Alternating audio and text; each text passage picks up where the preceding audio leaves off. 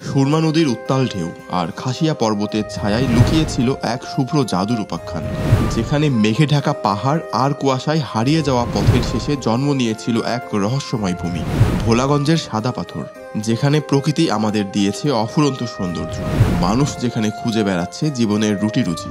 ভোলাগঞ্জের সাদা পাথরের রাজ্যে চলুন দেখে আসি প্রকৃতি, পাথর আর প্রয়োজনের মিলনস্থল। সাদা পাথরে এসে প্রথমেই চোখে পড়বে দূরে দাঁড়িয়ে থাকা মেঘালয়ের বিশাল বিশাল পাহাড়গুলো। দেখে মনে হবে পাহাড়গুলো যেন আকাশের সঙ্গে মিশে আছে আর তাতে ভেসে বেড়াচ্ছে মেঘের দল। এই রাস্তা দিয়েই আমরা সিলেট থেকে এসেছি।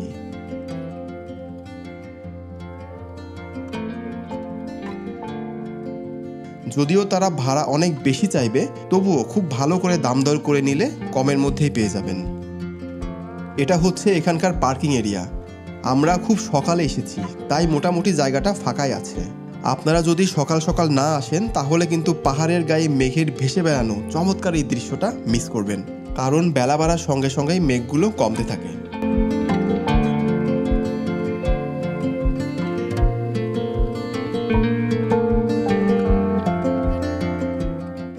এটাই হচ্ছে বাংলাদেশের শেষ সীমানা, এরপরে আমরা আর যেতে পারবো না।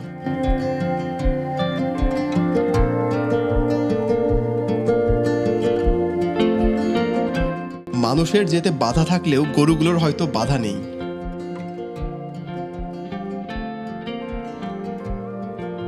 আমরা এখন নৌকা ঘাটের দিকে যাব এবং নৌকা ভাড়া করে চলে যাব সাদা পাথরের দিকে।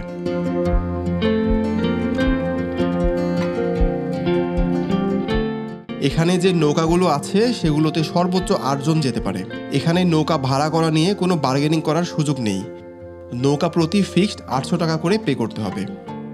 এখান থেকে আমরা একটা নৌকা ভাড়া করে নিলাম।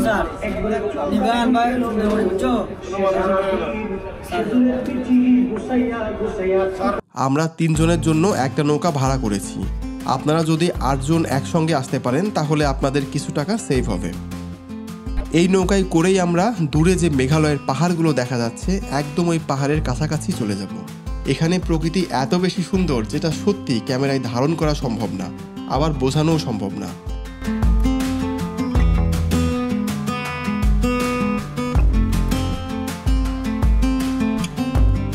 নৌকায় যেতে যেতে চোখে পড়বে লোকজন পানিতে নেমে পাথর উত্তোলন করছে। সাদা পাথর যাওয়ার জন্য এখান থেকে নৌকার বিকল্প নেই, অবশ্যই নৌকা ভাড়া নিতেই হবে।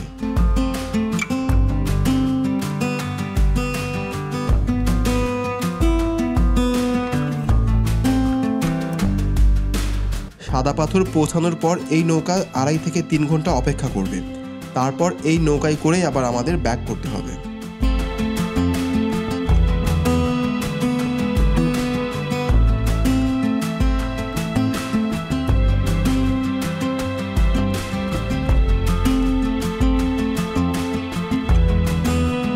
আমরা ঘাটে চলে এসেছি।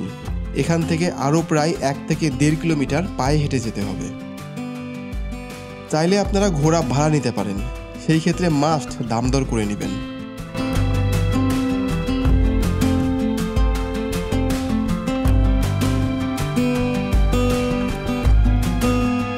এখানে এসে অনেকগুলো এই ধরনের দোকান দেখা যায়। এই দোকানগুলোর প্রায় সব প্রোডাক্টই ইন্ডিয়ান। এখান থেকে মোটামুটি অনেক কম দামেই প্রোডাক্টগুলো কেনা যায়।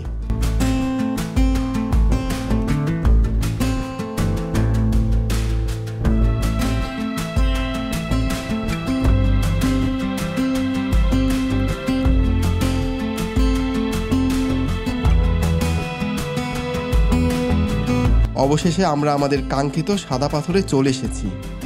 এখান থেকে মেঘালয়ের পাহাড়গুলোকে দেখতে দারুণ লাগছে। এখানে এসে মূল্যবান জিনিস রাখার জন্য 100 টাকার বিনিময়ে লকার ভাড়া পাওয়া যায়। লকারগুলোতে আপনারা যতক্ষণ ইচ্ছা আপনাদের জিনিসপত্র রাখতে পারবেন।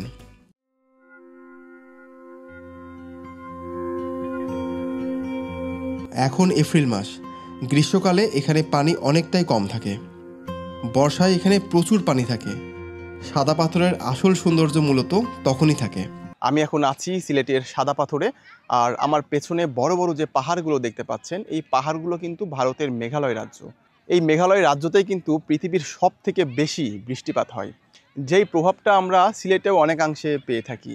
যদিও আজকে আবহাওয়া অনেকটাই ভালো, এপ্রিল মাস, অনেক গরম থাকার কথা, তবুও এখানে আজকে মেঘলা হওয়াতে যথেষ্ট ঠান্ডা, আমরা খুব রিল্যাক্সে ঘুরতে পারতেছি এবং এই সাদা পাথরের চমৎকার একটা সৌন্দর্য উপভোগ করতে পারতেছি। সাদা পাথরের উৎপত্তি হাজার হাজার বছর আগের, যখন ভারতের মেঘালয় অঞ্চলের পাহাড়ি ঝর্ণাগুলো বয়ে আনে পাহাড় ভাঙা পাথর। এই পাথর ধীরে ধীরে ধলাই নদীর বুকে জমা হতে থাকে। প্রাকৃতিক পানির স্রোত, বালি আর কালের ঘর্ষণে এই পাথরগুলো মসৃণ হয়ে ওঠে, যা আজ আমরা দেখি সাদা পাথর নামে। ব্রিটিশ শাসন আমলেও এই অঞ্চল পাথরের জন্য বিখ্যাত ছিল। তৎকালীন সময়ে এই পাথর নৌকাপথে সুনামগঞ্জ, সিলেট, এমনকি কলকাতা পর্যন্ত পৌঁছে যেত। রেল লাইন ও ভবন নির্মাণে ভোলাগঞ্জের পাথর ছিল অন্যতম গুরুত্বপূর্ণ উপাদান।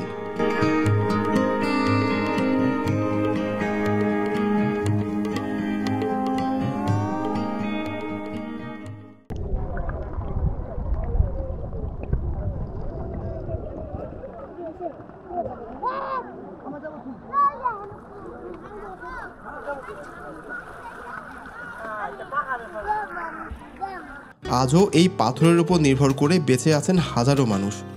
যদিও প্রযুক্তির ছোঁয়া এখনও পুরোপুরি আসেনি এখানে, তবে এখানকার শ্রমিকরা এখনও সেই পুরনো প্রথায় ঝুঁকি নিয়ে উত্তোলন করে পাথর।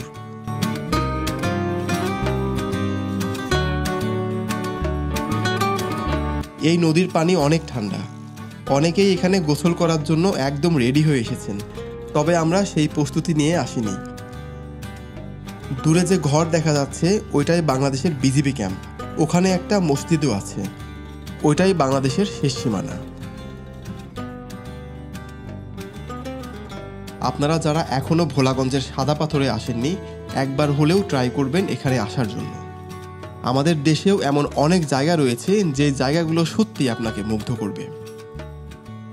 ভোলাগঞ্জের এই সাদা পাথর, মেঘালয়ের পাহাড় আর শান্ত পরিবেশ আপনার মনকে একবার না একবার ছুঁয়ে যাবেই।